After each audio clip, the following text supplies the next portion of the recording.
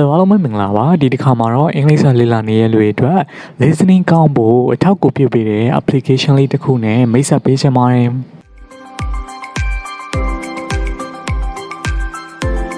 အဲ့ဒီ application လေးက listening ကောင်းဖို့တခုတည်းအတွက်မဟုတ်ဘဲနဲ့မိမိတို့ကိုဘူးတုဒ္ဒတွေကြွယ်ဝစေဖို့အမြင့်ကျယ်လာဖို့လေ့လာစရာတွေဆွေးနွေးချက်တွေ sharply တွေ့ရှိချက်တွေသိပ္ပံပညာပိုင်းဆိုင်ရာတွေကျမ်းမာရေးလူမှုရေးပညာရေးကဏ္ဍပေါင်းစုံကို English language နဲ့တွဲပြီးတော့လေ့လာနိုင်မှာမလို့ရတနာတိုက်ကြီးတစ်ခုပါပဲ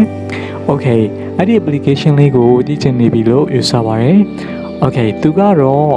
TED Talks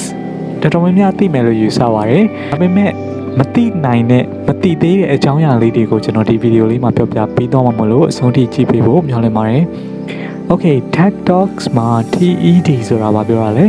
T stands for technology, E stands for entertainment, D stands for design. Okay, T က technology ကိုပြောပါတယ် E က entertainment ကိုပြောတယ် D ကတော့ design ဒါပေမဲ့ technology, entertainment, design ကမကပဲများစွာရဲ့အခြားသော topics တွေကျွန်တော်ခုနကပြောခဲ့တဲ့ topics တွေကိုထပ်တိုးပြီးတော့တင်ပေးနေတာမို့လို့အရန်ကောင်းတဲ့ application လေးတစ်ခုဖြစ်ပါတယ် Okay အဲ့ဒီ application လေးကိုမိတ်ဆွေအနေနဲ့ဘယ်လိုရယူမလဲအရန်လွယ်ပါတယ်ပထမဆုံး Play Store ကိုသွားမယ်ပြီးရင်အဲ့ဒီမှာ install ဆိုတဲ့နေရာလေးကိုနှိပ်လိုက်ပါစချင်းဘယ်လိုအကြောင်းအရာတွေကိုစိတ်ဝင်စားလဲမိမိကဘယ်လိုအကြောင်းအရာတွေနဲ့တွားနေလဲ topic တွေကကိုယ့်အတွက်ပို့ဆင်ပြေလဲဆိုတာကိုမေးပါလိမ့်မယ်အဲ့ဒါလေးတွေကိုဖြည့်ပေးလိုက်ပါ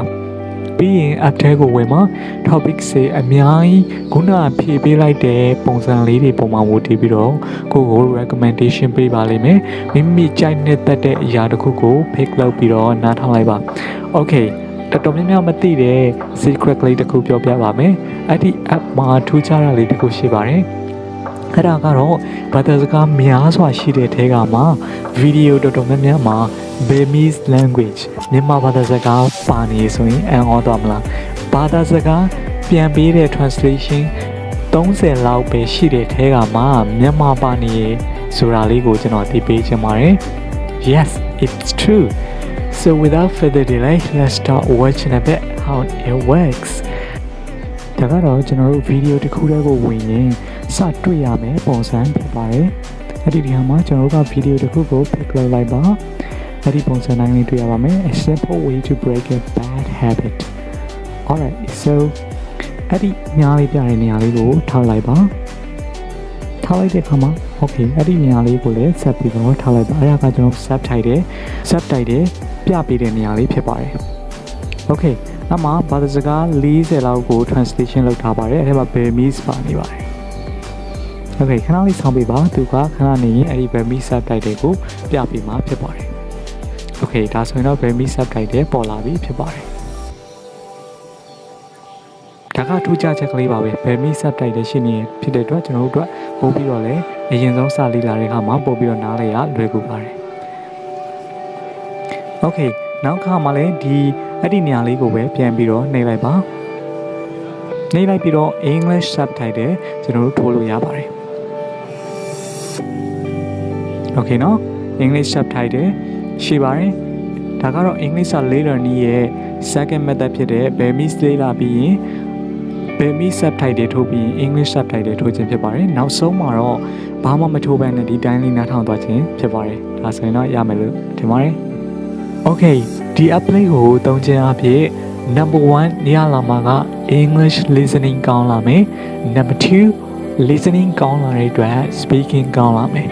number 3ဘုဒ္ဓများစွာကျွယ်ဝလာမယ် Okay တခုပြောဖို့ကြံသွားပါတယ် listening ကောင်းဖို့ကျွန်တော်တို့ဘယ်လိုနားထောင်ရမလဲပထမဆုံး Burmese subtitle နဲ့အလုံးဝနားလည်တဲ့အထိနားထောင်လိုက်ပါဒုတိယကတော့ English subtitles နဲ့နားထောင်ပါနောက်ဆုံးမှာတော့ without subtitle နဲ့နားထောင်ပေးပါနောက်နေ့တွေမှာလည်း without subtitle စာတန်းထိုးမပါဘဲနဲ့2ပတ်3ပတ်ဇက်တိုက်နားထောင်ပေးပါဒီ content တစ်ခုလေးကိုပဲနားထောင်ရမှာဖြစ်ပါတယ်နားမလည်တဲ့စကားလုံးတွေနားမလည်တဲ့ phrase တွေ idioms တွေ slang တွေကိုချရေးပြီးတော့ research လုပ်ပါရှာဖွေပါ dictionary မှာရှာကြည့်ပါအခြားသော Google မှာရိုက်ပြီးတော့ရှာကြည့်ပါ So your listening skill followed by speaking skill will improve tremendously in a short period. Alright, so